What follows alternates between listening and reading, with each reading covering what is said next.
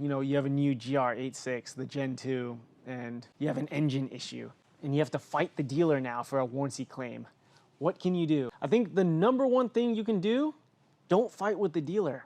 And let me tell you why. The dealer actually doesn't have that much power. The dealer is not Toyota. The dealer is not Subaru. Who you really want to contact is corporate. So Subaru of America, or Toyota of America, whatever they're called. Don't fight with the dealer. Don't fight with the service manager. You're wasting your time. Look on the website, find out what's the direct way to file a customer complaint with corporate. Yeah, your local dealership actually doesn't have that much power. Ah, yes. Get everything in writing. Verbal means nothing. Get it typed up on that repair order. Get a real email. Yeah. Verbal means nothing. Get everything in writing. Really important too. If it's handwritten, that also means nothing. Again, back as a Subaru tech, years and years of training.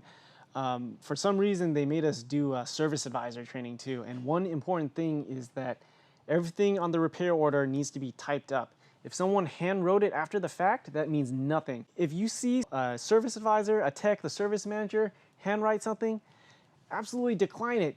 I want that thing typed up. Anything handwritten on that repair order means absolutely nothing. Again, to sum it up, go straight to corporate, get everything in writing.